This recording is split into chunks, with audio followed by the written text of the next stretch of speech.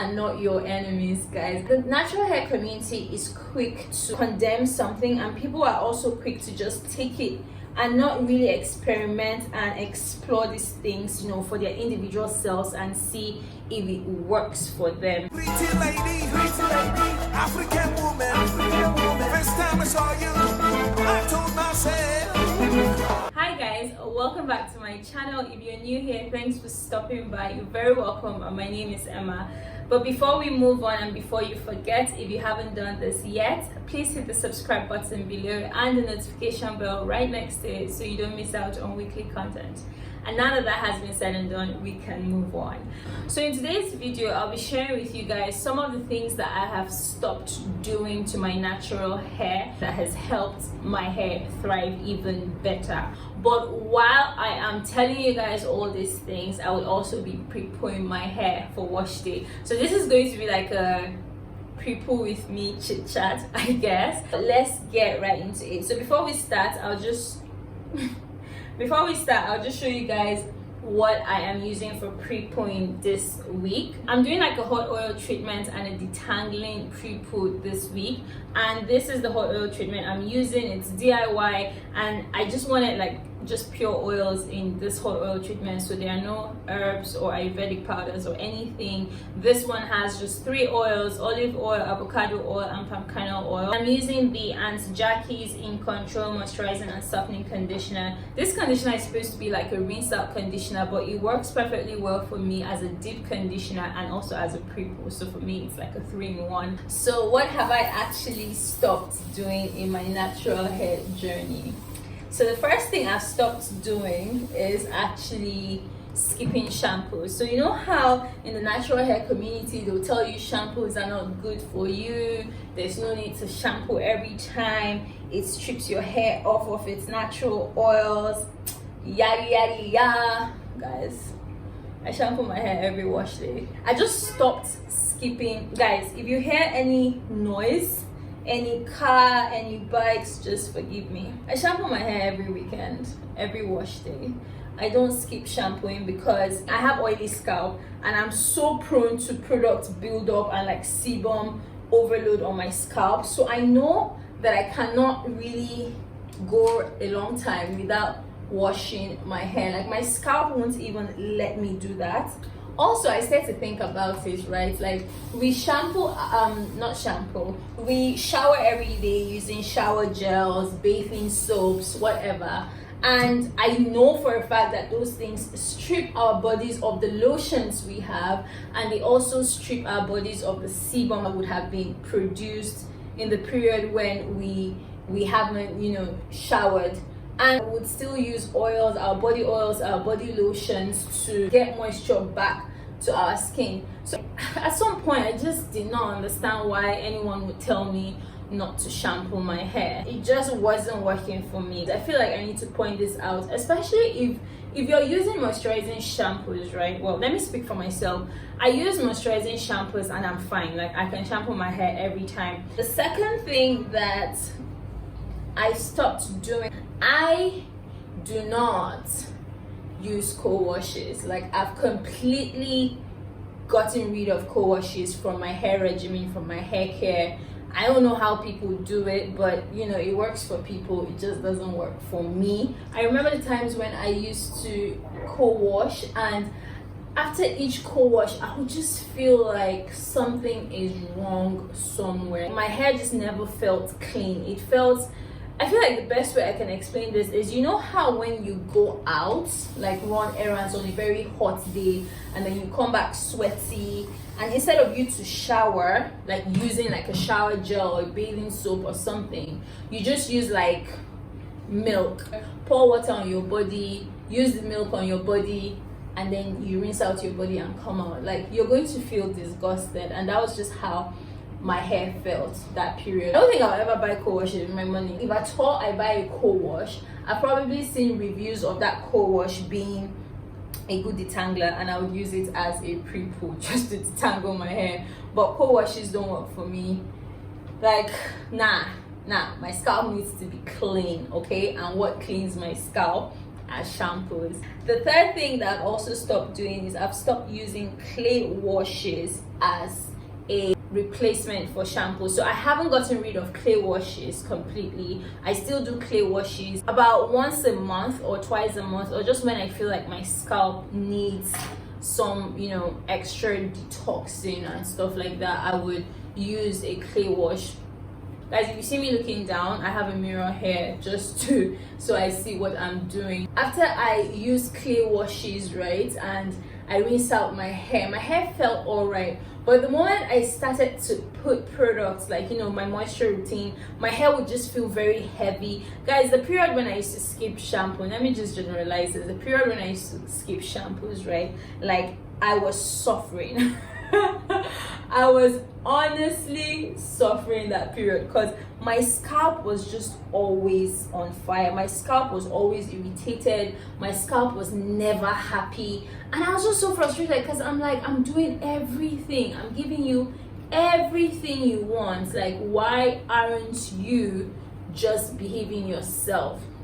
It took me a while to realize that, girl, you need to wash your hair. You need to get rid of the sebum there, the product buildup. Just looking back now, it makes a lot of sense because there was just product buildup, there was sebum there that wasn't being lifted or washed off, and that just gave room for fungi that, you know, breeds dandruff. So looking back now, like, I can't even blame my hair, I blame myself. Like, I wasn't just doing the right thing that you wanted. Another thing that I have stopped doing that also has to do with shampooing my hair, I stopped using ACV as an alternative as well for shampooing my hair. To be honest, ACV would help you lift sebum, right? But will it help you break that sebum through completely and rinse it out of your hair, including other products in your hair?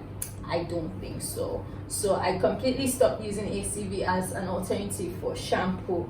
I use ACV now as a final rinse, and I think I have that in my deep conditioning video. Shampoos are not your enemies, guys. The natural hair community is quick to condemn something, and people are also quick to just take it and not really experiment and explore these things, you know, for their individual selves and see if it works for them. The next thing that I stopped doing was like forcing my hair to love what was in vogue. You know, then when they say, oh, rice water, and everybody's doing rice water, and you try it and it's not working for you, but then you keep trying it, like forcing your hair to love it. I stopped doing that a long time ago. When I see people do things in the natural hair community, I know my hair, I know the kind of scalp I have. If this thing looks like it will irritate my scalp, I won't even try it, or I do my research before actually trying it. I feel like I didn't use oil on this on the strands in this section. Anyway, I just feel like, guys, you need to do your research. Like, when you see people do stuff, you need to do more research so that you understand. Just 1-2 people saying this thing has worked for me or this thing doesn't work for me doesn't necessarily mean that, you know, that's the general idea. I feel like you need to watch a couple more videos and understand, you know, the science or how other people have reacted to it, and that way you can like make an informed decision. Another thing that I stopped doing long time ago was overnight deep conditioning with DIY deep conditioner. So I remember I was having a conversation with a friend, and then she said she deep conditions overnight because that's what works for her, and I'm like, oh my god, that's not good. I don't remember if I actually told her that, you know, it was me not deep conditioning with DIYs, but I just know that people deep condition overnight and it works for them. I stopped a long time ago, but looking back now, I feel like I stopped during the period when I was doing a lot of DIY deep conditioners. And you know, I have very sensitive skin, so I can only imagine that when I mix all those things, then I mix all these things, bananas, avocados, eggs, and then, you know, you put it in your hair overnight, and it's in a bag and in a scarf, in a towel or something. Your body heat is just, you know, generating all the, it's supposed to deep condition your hair, and your hair would be deep conditioned. But for me, I was just experiencing something that was not right then, and I just knew that I needed to stop. The event that, you know, you do DIYs and then your hair feels nourished but your scalp is feeling funny, or even sometimes even your hair might just, you know, not sit right with it and your hair might start to act out, so you need to check stuff like that. I would probably try to deep condition with products overnight and just see how it feels, and hopefully if it works, I might just, you know, make that a habit and break my wash day into 2 days. Another thing that I have stopped doing is I have stopped just finger detangling. So I think I spoke about this in my pre-poo video. I used to just finger detangle. I used to stay away from combs and be like, oh, I don't comb my hair, I don't detangle my hair with comb, just my fingers are my best friends. I used to finger detangle and it used to be fine, like my hair was all right with it, guys. So sometimes, let me just tell you guys this, so sometimes when I detangle my hair from the ends to the roots, I pick the roots because sometimes they're hidden somewhere, so I just kind of pick them, like, so what I'm not doing is I'm not trying to pull them all the way, but I'm just picking them, you know, and kind of moving them to the roots, and then it just gets easier to pull out. So sometimes I do that, but you don't want to put your comb all the way from here and then pull it. So what you want to do is just do this like that, and then it will come out nice. I used to just finger detangle, but I felt like there was just this time that my hair, I would finger detangle and then I would come to style and my hair was tangled. And so I just used to say, oh, my shrinkage, my hair just is always retangling. Until I realized that I wasn't detangling properly.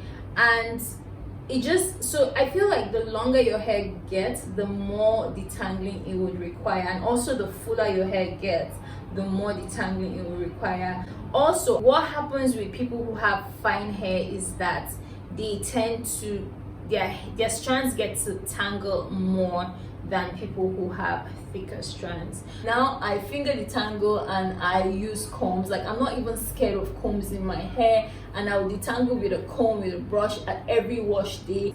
I've also experienced less breakage since I started to detangle very well. I would say combs are not your enemies. The natural hair community will make you believe that combs are, you know, horrible to you, but in fact, like, sometimes you actually need them to get rid of the shed hair. Also, when I started to, I think I mentioned this in my pre-poo video, when I started to detangle right properly, I started to experience less tension on my scalp. So yay to combs.